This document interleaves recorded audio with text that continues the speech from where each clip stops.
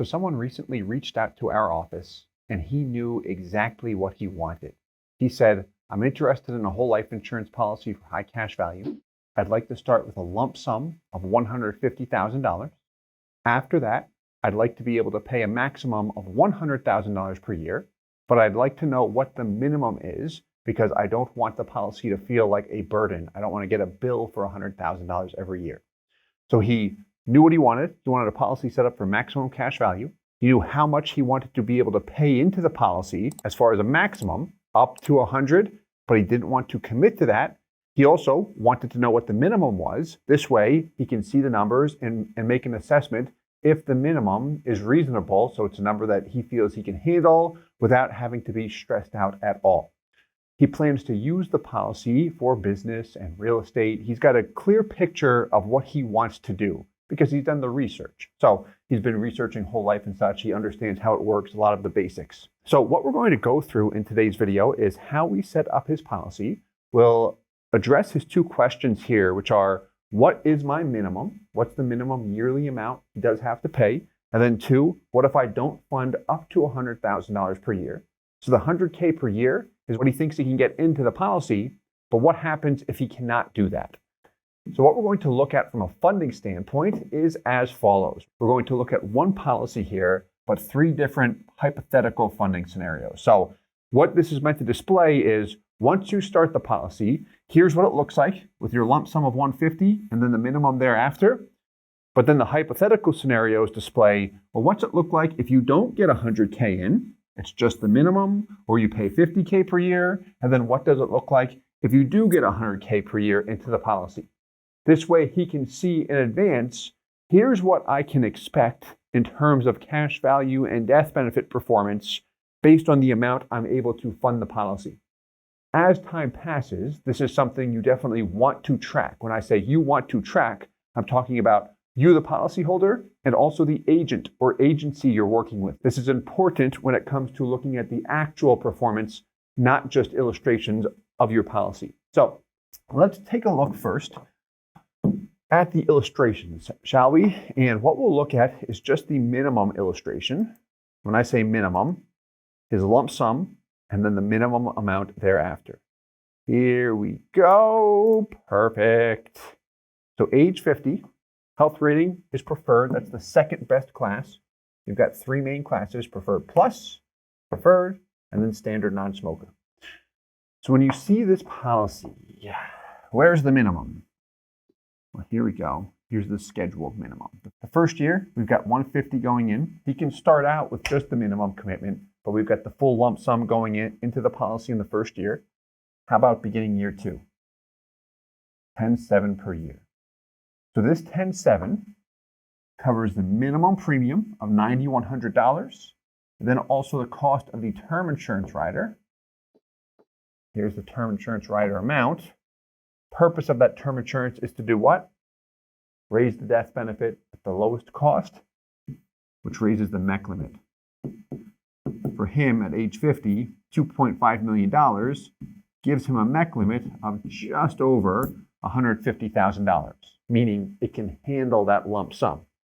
So here it is. We've got the $10,700, and he can pay this much longer here. We just stopped it at age 60 in this particular case. But this is showing what the policy values display if he pays just the minimum. When's your break-even point? Just about year 5 in this example, assuming only the minimum is paid each year thereafter. So starting with this large lump sum does accelerate the cash value performance. So let's take a look at these side-by-side options, shall we?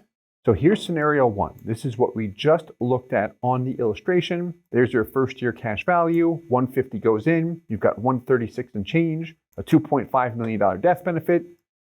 Down here is your break-even point, what's highlighted in yellow. Okay.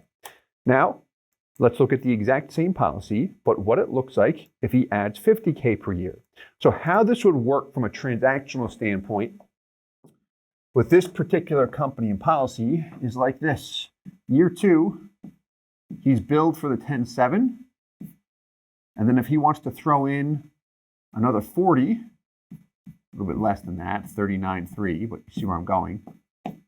The extra funds getting him to a total of 50 will be added through his PUA rider. If we go back to the illustration, you'll see that on there. It's termed paid up additions rider.